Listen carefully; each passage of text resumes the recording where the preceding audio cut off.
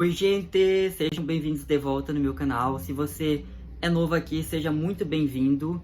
Hoje eu vou apresentar a vocês a um caso que aconteceu recentemente. Então já deixa seu like, já comenta, compartilha, envia para todo mundo. Não se esquece de se inscrever no canal e ativar o sininho, tá? E me segue lá nas outras redes sociais, eu vou deixar o link por aí. E vamos começar o caso. Alicia Cristina Navarro nasceu no dia 20 de setembro de 2004 e ela morava em Glendale, no Arizona, com a sua mãe Jéssica Nunes, seu padrasto e seus irmãos. Ela era uma criança alegre, carinhosa e super fofa. Sua mãe a amava muito. Ela conta que a Alicia sempre estava preocupada com os outros e ela também era muito tímida. Então, a Alicia era uma criança autista, mas ela tinha todo o suporte que ela precisava. E como muitas pessoas autistas, a Alicia gostava de ter um cronograma definido e ela também não era muito fã de mudanças. Ela gostava muito da rotina dela e ela tinha alguns gostos para certas coisas. Por exemplo, ela gostava de comer só no McDonald's e em outro restaurante. Então, a Alicia tinha muitas dificuldades com questões sociais, então para ela se relacionar com outras pessoas era muito difícil. Ela não gostava de ficar rodeada de pessoas ou em um local muito cheio, ela sempre preferia ficar em casa, sozinha, onde ela tinha mais controle sobre as coisas, e isso ajudava muito ela para diminuir a ansiedade. Ela também adorava jogar jogos online e isso dava um pouco para ela de interação social. Em 2017, ela iniciou um trabalho com um coach para aprender a desenvolver mais habilidades sociais na escola, tipo fazer amigos e essas coisas. E a mãe dela, Jéssica, sempre também incentivava ela a ser mais social. A Alicia mudou de escola várias vezes e ela até chegou a estudar online uma época porque a interação social era demais para ela. Entretanto, ela ficou bem animada quando ela mudou para a escola Catholic High School em Phoenix.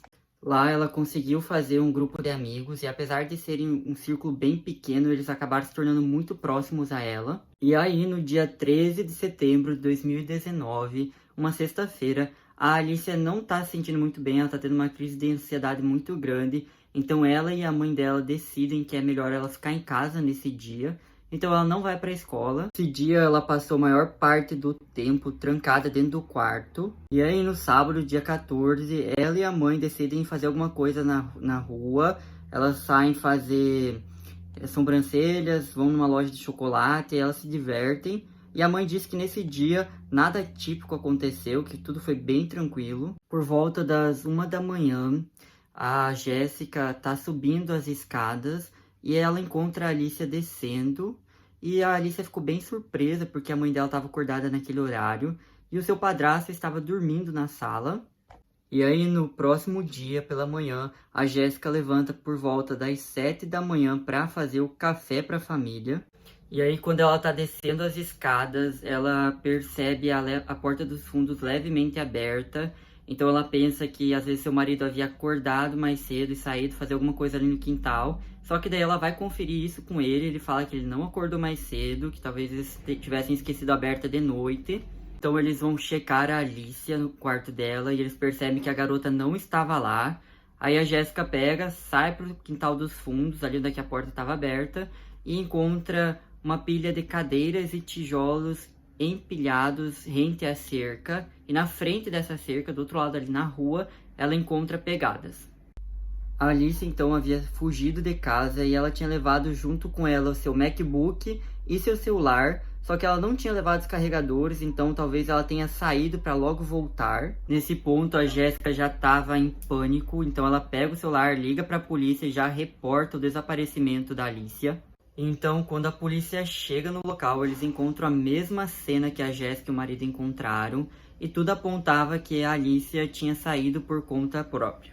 A mãe da garota, então, pede que as autoridades coloquem um alerta prata, e esse alerta prata seria para identificar pessoas que não têm como se virar sozinhas, que dependem de outra pessoa, e imediatamente a cara da Alicia já estava estampada em todos os locais possíveis. Só que assim, a Jéssica ela não estava muito contente com a velocidade do andamento das investigações, então ela mesma acaba começando a sua própria investigação. Ela sai, vai perguntando para os vizinhos, para qualquer um na rua, assim, se tinham visto alguma coisa. E aí ela acaba descobrindo que um dos vizinhos tinha visto uma caminhonete branca rondando ali no bairro. E a hora que essa caminhonete sai ali das redondezas coincide com a hora de sumiço da Alicia. E a última vez que a Alicia esteve online foi às 3h26 da madrugada do dia 15 de setembro. E aí, em algum momento entre esse horário e as 7 da manhã, a Alicia saiu de casa. E uma coisa assim que pra mim não faz sentido é porque ela saiu 5 dias antes do seu aniversário de 15 anos. E a Alicia, ela vem de uma família latina, então 15 anos é a festa da quinceañera. Ela estava muito animada para isso, então não faz sentido para mim ela ter ido embora por conta própria, sabe? E aí, 4 dias depois do desaparecimento, a Alicia foi vista por um amigo dos irmãos dela, por volta das 4 da tarde do dia 19 de setembro. E a criança que viu ela disse que ela estava acompanhada de um homem bem mais velho, negro e cheio de tatuagens. Eles estariam aparentemente em La Padrera Park, que fica na Avenida 39 de Glendale, e fica apenas a 1,5 milha da casa da Alicia. Essa pista, para vocês terem uma noção, a mãe dela vai investigar sozinha. Então ela chega naquele parque, ela encontra um homem que está sempre por lá, e ele confirma a história da criança. Ele fala que viu sim a Alicia acompanhada de um homem negro cheio de tatuagens naquele dia, naquela hora. Assim, o que eu acho difícil de acreditar ou de entender, porque em pleno século XXI, nesse parque não tinha nenhuma câmera, ou ao redor dele não tinha nenhuma câmera de segurança, nada para pegar uma imagem. E assim, a investigação não estava dando em nada. A mãe estava de coração partido. E então, em 2020, o FBI ele entra nas investigações. Entretanto, como vocês sabem, em 2020 a gente teve a pandemia, começou a pandemia do coronavírus e as investigações ficaram meio que paradas. Agora a gente vai voltar um pouquinho antes do desaparecimento da Alicia, alguns meses antes, semanas ali. A mãe da Alicia percebe que a Alicia começou a apresentar um comportamento diferente. Ela começou a ouvir bastante música pop, principalmente Pink Floyd. Ela começou a demonstrar interesse em maquiagem. E, tipo, a mãe dela achava que, como ela estava entrando no high school, que seria, tipo, o nosso ensino médio, isso aí seria uma forma dela de começar a socializar mais fácil e tal. Até que, certo dia, a Alicia pediu uma HQ do Homem de Ferro de mais ou menos uns $200 para os pais. E os pais compram essa HQ para ela, né? E, tipo assim, segundo a mãe dela, ela nunca nem teria encostado, nem lido essa HQ, sabe? E no dia que ela fugiu de casa, ela levou essa história em quadrinho junto com ela. Então, assim, poderia ser um presente para alguém? Voltando agora para as investigações, a mãe da Alicia estava muito inconformada, né? Então ela sobe no quarto da menina e ela percebe que na janela havia um buraco, mais ou menos um buraco do tamanho de uma bola de beisebol. E perto disso ela encontra um bilhete escrito pela própria Alicia, que estava dizendo assim, eu fugi, eu voltarei, me desculpem. E aí, devido à pandemia e tal, não teve nenhum sinal da Alicia em 2020, mas em março de 2021, um projeto chamado Anti-Predator Project, eu acho que eu devo ter falado errado, eles entram em contato com a família, e aí eles querem pegar o caso da Alicia, porque esse grupo trabalha investigando casos e salvando pessoas e crianças de que possivelmente foram vítimas de tráfico humano. Então, só que lembram que eu falei que a Alicia levou junto com ela o seu MacBook e seu celular, né? Então isso dificulta um pouco para rastrear ela. E o investigador responsável por esse caso, desse projeto Anti-Predator, ele começa a buscar então as plataformas que a Alicia usava, e uma delas era o Discord. Para quem não sabe, o Discord é uma plataforma de conversa onde você poderia estar conversando com outras pessoas que jogam também e que usam essa plataforma. Tem muitos YouTubers que têm o Discord, sabe, para os fãs. E é uma plataforma que é muito, assim, eu acho ela bem perigosa para qualquer tipo de criança, tá? Porque, assim, tu nunca sabe com quem tu tá falando de fato. Pode estar conversando comigo, assim, eu posso falar que eu tenho 10 anos de idade, só que eu tenho 23. Então, assim, sabe, é complicado. É uma plataforma que, se a criança usa, os pais têm que estar em cima, sabe? Eles têm que estar controlando isso. E, infelizmente, os pais da Alicia ali, eles não tinham muita informação sobre a internet, eles não sabiam mexer direito nas coisas, sabe? E, assim, não dá de julgar eles porque muitos pais hoje em dia não sabem mexer na internet, sabe? Eles não têm muito acesso, eles não entendem como que funciona.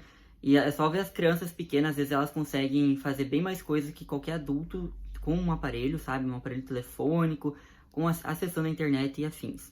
E aí as investigações mostravam que a Alicia conversava com vários caras no Discord. E esses caras, assim, eram caras adultos, tinham 20 e poucos anos, sabe? E eles falavam pra ela que eles tinham mais ou menos a mesma idade.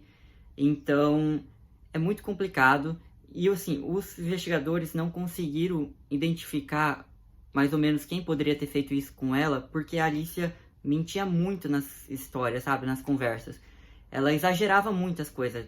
Teve pra um que ela falava que ela tava namorando, teve pra um outro que ela falava que ela tinha terminado o namoro e que ela tava indo pra Califórnia.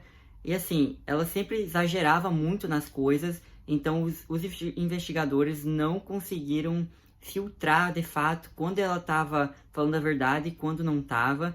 E isso fez perder vários sinais vermelhos, né? Porque não tem como eles descobrir quanto que ela tava falando a verdade ou não. E aí, gente, até esse momento a Alicia segue desaparecida, tá? O investigador responsável pela investigação dela, ele falou que, cara, os casos dela é, tipo assim, um dos casos mais difíceis que ele pegou, que ele não conseguiu encontrar muitas coisas. Então, a investigação segue em aberto. A mãe dela tem uma página no TikTok que ela posta conteúdo, assim, mostrando a foto da filha dela, por causa que vai que alguém viu, né, ela ao redor dos Estados Unidos, do mundo mesmo. Eu vou deixar o link aí na descrição.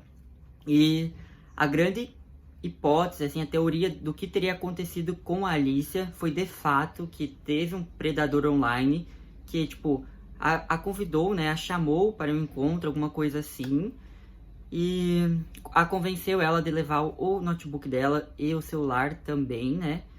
E aí teria raptado ela em decorrência de tráfico humano mesmo. Então muita gente acredita que a Alicia sim foi uma vítima do tráfico humano. A mãe dela, Jéssica Nunes, ela dá várias palestras falando sobre esse assunto, falando sobre os perigos da internet, como a gente deve cuidar dos filhos. E eu sei que tem gente que vai falar assim, ah, mas é uma invasão de privacidade, mas, cara, são crianças, a gente tem que cuidar delas, tá? Porque a gente nunca sabe. Na verdade, a gente sabe sim que o ser humano é uma pessoa, ele pode ser muito mal. Então, a gente tem que cuidar das crianças de todas as formas que tivermos. E é isso, gente. Se vocês gostaram do vídeo, se inscreve no canal, curte, comenta, compartilha, envia para todo mundo. E até a próxima semana.